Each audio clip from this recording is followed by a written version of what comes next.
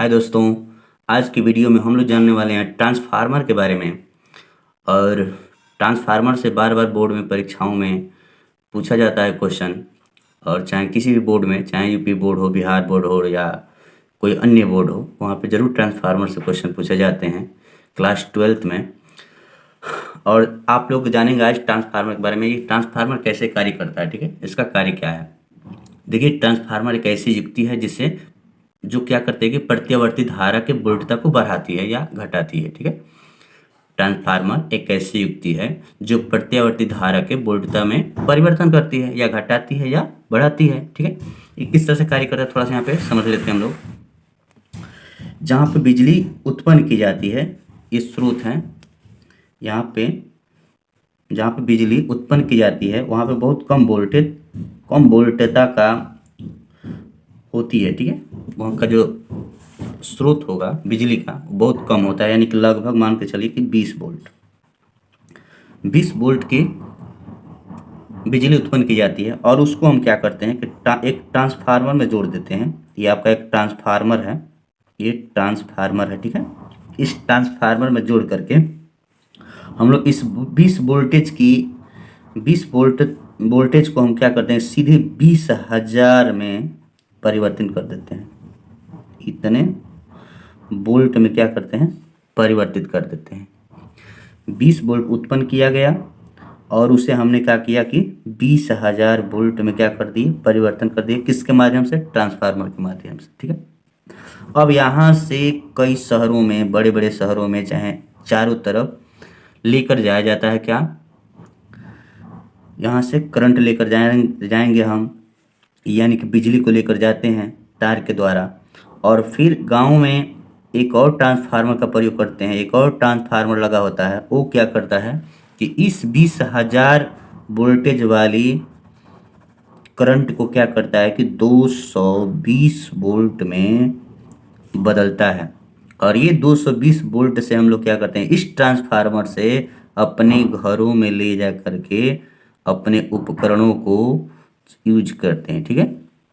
अब हमारे घर में यहाँ इस ट्रांसफार्मर से जाता है कहाँ, घर के अंदर। पहले जहाँ पे ये स्रोत है, बिजली का ये स्रोत है, हाँ? यहाँ पर क्या किया जाता है कि 20 वोल्ट का विभव उत्पन्न किया जाता है। और इसको हम ट्रांसफार्मर के माध्यम से 20,000 वोल्टेज में बदल देते हैं।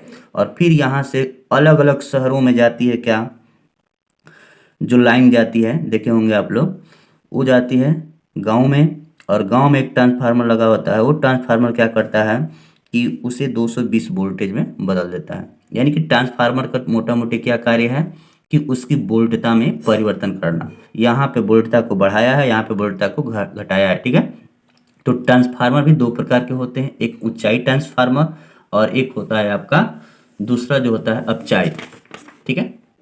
एक होता है अपचाई ट्रांसफार्मर और एक होता है ऊंचाई ट्रांसफार्मर। जो विभव को बढ़ाता है वो हो गया आपका ऊंचाई ट्रांसफार्मर, ठीक है। जो विभव को बढ़ाता है उसको हम क्या कहेंगे, ऊंचाई ट्रांसफार्मर।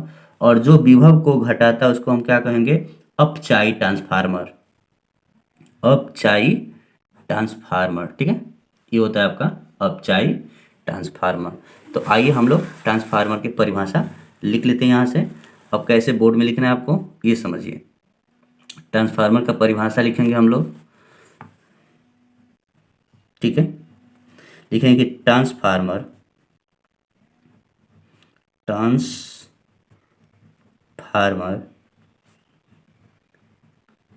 एक ऐसी युक्ति होती है, एक ऐसी युक्ति होती है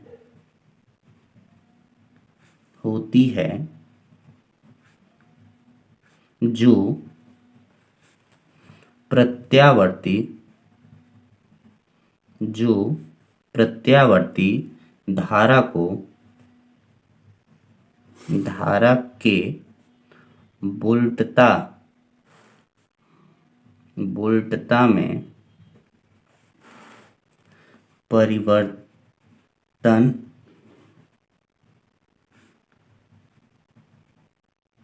करता है, ठीक है। ट्रांसफार्मर एक ऐसी युक्ति होती है जो प्रत्यावर्ती धारा के वोल्टता में क्या करती है, परिवर्तन करती है। ठीक है, अब इसकी हम क्या कर लेंगे, संरचना बना लेंगे। इसकी हम संरचना तैयार कर लेंगे। इसकी संरचना तैयार कर लेंगे हम लोग। ठीक है,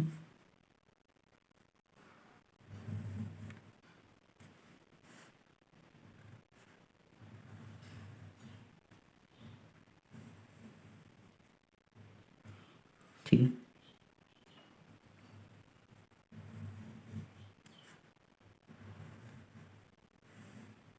यहाँ से ये हो गया आपका, इसकी संरचना बना लेंगे।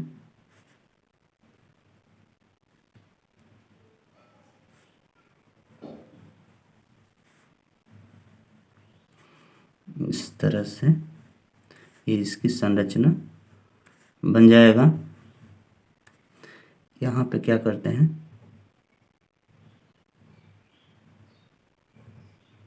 यहाँ पे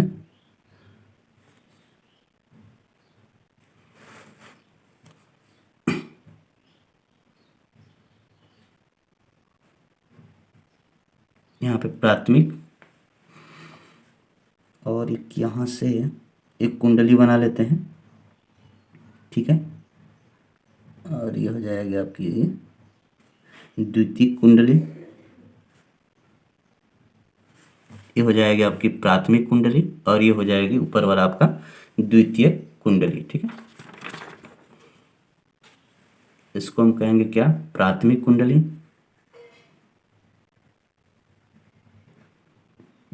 ये आपका प्राथमिक कुंडली हो गई,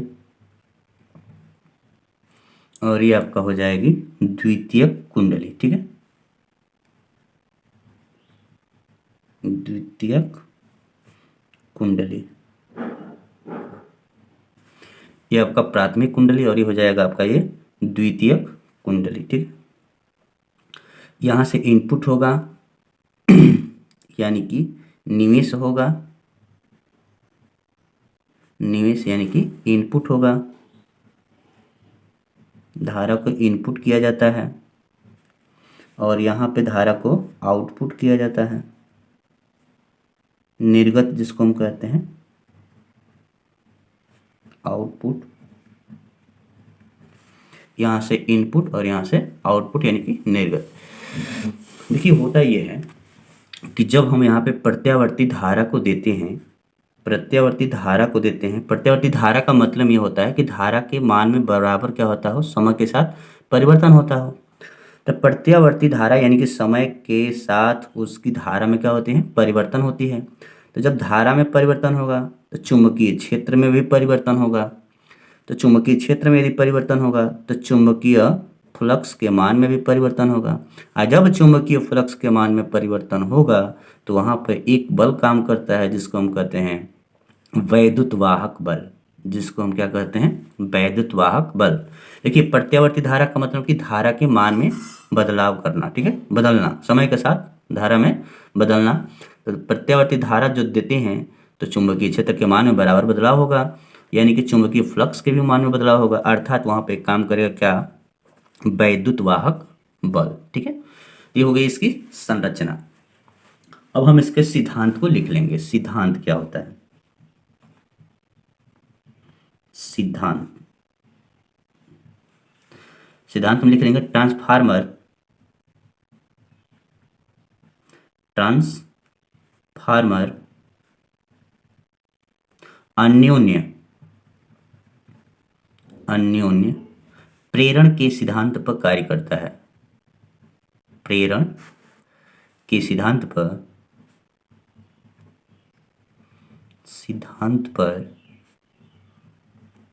कार्य करता है। ठीक है, अन्योन्य प्रेरण के सिद्धांत पर कार्य करता है। इसके अनुसार ये होता है, जिसके अनुसार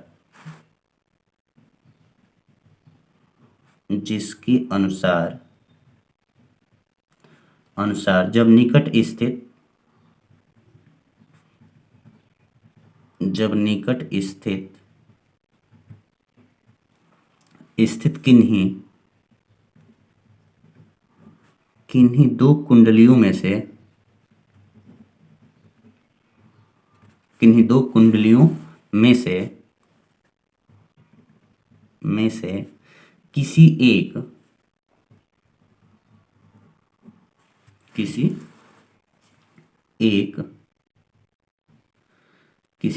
में वैद्युत धारा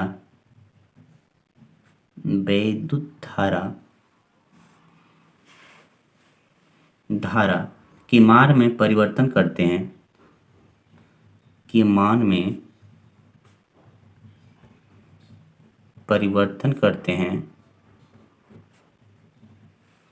हैं तो दूसरी कुंडली से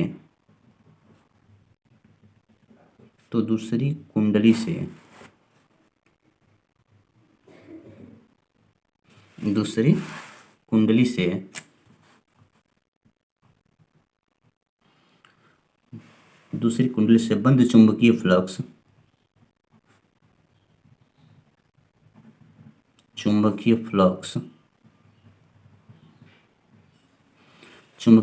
के मान में परिवर्तन के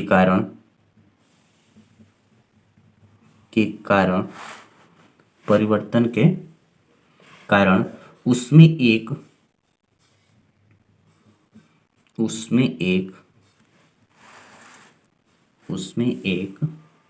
प्रेरित वैद्युत वाहक बल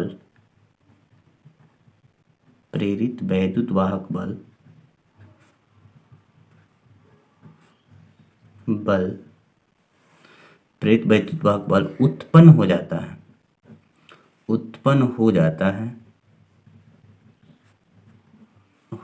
है यदि इस कुंडली का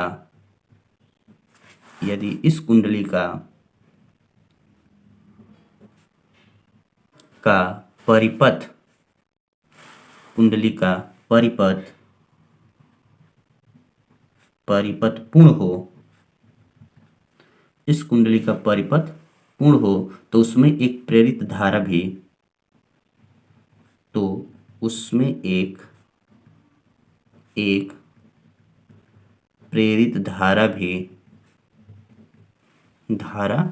बहती है।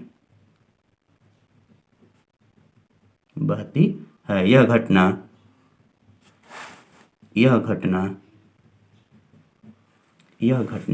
अन्योन्य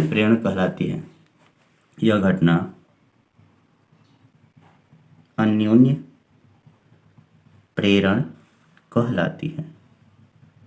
इसी को हम क्या कहते हैं? अन्योन्य प्रेरण कहते हैं। ठीक है, यानी कि यहाँ पे प्रत्यावर्ती धारा देते हैं तो उसके बी के मान में परिवर्तन होता है, फ्लक्स के मान में परिवर्तन होता है, जिसके कारण वैद्युत वाहक बल उत्पन्न हो जाता है और वो क्या करता है? एक प्रेरित धारा उत्पन्न करता है।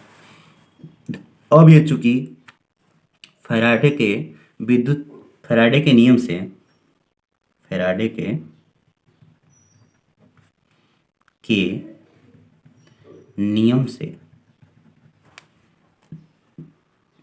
नियम ये कहता है कि जब किसी कुंडली के अंदर हम प्रत्यावर्ती धारा देते हैं तो यहाँ पे जो प्राथमिक कुंडली में जो धारा के मान में परिवर्तन होगा समय के साथ, उतना ही यहाँ पर भी होगा। ठीक है, यानी कि जो वैद्युत वाहक बल E1 होगा वह यहाँ पे मान लेते हैं कि यदि फेरों की संख्या N1 है, यहाँ पे फेरों की संख्या प्राथमिक में N1 है तो ये हो जाएगा आपका N1 d∅/dt। यहाँ पे माइनस लगा लेंगे। ठीक है, ये हो गया समीकरण 1। इसी तरह से E2 बराबर भी हो जाएगा, यदि दूसरी कुंडली में फेरों की संख्या N2 है तो N2 × d∅ क्या हो जाएगा? dt। ठीक है, जो वैद्युत वाहक बल होगा वो कितना हो जाएगा? N2 × d∅dt। यहाँ पे लिख लेंगे प्राथमिक कुंडली में वैद्युत वाहक बल, प्राथमिक कुंडली में कुंडली में, इसको लिख लेंगे द्वितीयक कुंडली में, ठीक है, E2 बराबर, ठीक है। समीकरण 1 में समीकरण 2 से भाग दे देंगे। समीकरण 1 में समीकरण 2 से भाग देने पर दीजिए तो ये हो जाएगा E1/E2 बराबर N1 d∅dt, और नीचे हो जाएगा आपका N2 d∅dt। इससे पूरा ये कैंसिल हो जाएगा, यानी कि निकल के आएगा मेरा E1/E2 बराबर N1/N2। यानी कि जो फेरों का अनुपात है वो वैद्युत वाहक बल के अनुपात के बराबर होगा, ठीक है। इसका मतलब ये है यदि N1 का मान बड़ा हो किससे, N2 से, तो E1 का मान भी बड़ा होना चाहिए किससे, E2 से। ध्यान दीजिए, यदि N1 का मान N2, यानी कि जो पहले वाले ये प्राथमिक जो है यहाँ पर फेरों की संख्या यदि अधिक है किससे, इससे, तो यहाँ का जो वैद्युत वाहक बल होगा वो अधिक होगा, यहाँ का वैद्युत वाहक बल जो होगा वो कम होगा, ठीक है। यानी कि E1 बड़ा होगा किससे, E2 से। तो जब E1 बड़ा होगा E2 से, यानी कि निवेश करने वाला वोल्टेज अधिक है, इनपुट अधिक वोल्टेज का है और आउटपुट कम वोल्टेज का है, यानी कि वो कहलाता है कौन सा ट्रांसफार्मर जो वोल्टता को कम करता है, उसको हम कहते हैं क्या, अपचाई ट्रांसफार्मर। तो ये होता है आपका, यदि इतना हो तो वह एक अपचाई ट्रांसफार्मर होता है, अपचाई ट्रांसफार्मर होता है, ट्रांसफार्मर होता है, ठीक है, होता है। दूसरा देखिए, ये पहला कंडीशन हो गया। दूसरा, यदि N1 का मान कम हो किससे, N2 से, तो E1 का मान भी क्या होगा, कम होगा किससे, E2 से। यानी कि कम वोल्टता दिया जाए, अधिक वोल्टता लिया जाए, तो वो होता है, यदि इतना हो तो ये होगा, और वह एक क्या होगा, वह एक ऊंचाई, वह होगा आपका ऊंचाई ट्रांसफार्मर, ठीक है। इस तरह से दो ट्रांसफार्मर हमको प्राप्त होगा, एक ऊंचाई ट्रांसफार्मर और एक आपका अपचाई ट्रांसफार्मर। अपचाई ट्रांसफार्मर कब होगा, जब प्राथमिक वाले कुंडली में फेरों की संख्या अधिक हो और द्वितीयक वाले कुंडली में फेरों की संख्या कम हो, यानी कि वहाँ पे E1 यानी कि वैद्युत वाहक बल जो होगा अधिक होगा, और E2 जो होगा इन द्वितीय कुंडली का जो वैद्युत वाहक बल होगा वो कम होगा, तो वहाँ पे बनेगा अपचाई ट्रांसफार्मर। और यदि N1 का मान छोटा हो किससे, N2 से, तो वहाँ पे E1 का जो वोल्टता होगा वो कम होगा किससे, E2 से, तो वह एक कहलाएगा कौन सा ट्रांसफार्मर, तो ऊंचाई ट्रांसफार्मर, ठीक है। इस तरह से हम ऊंचाई ट्रांसफार्मर, अपचाई ट्रांसफार्मर, यानी कि ट्रांसफार्मर दो प्रकार के होते हैं, एक ऊंचाई ट्रांसफार्मर और एक अपचाई ट्रांसफार्मर। यदि आप इतना लिख लेते हैं तो निश्चित रूप से पूरे में पूरे नंबर आपको ज़रूर मिल जाएंगे। और ये आज का वीडियो कैसा लगा आप लोग कमेंट बॉक्स में ज़रूर लिखें, और वीडियो अच्छा लगे तो लाइक करें, शेयर करें अपने दोस्तों के साथ, और अभी तक जो लोग हमारे चैनल को सब्सक्राइब नहीं किए हैं वे लोग ज़रूर सब्सक्राइब करें। धन्यवाद।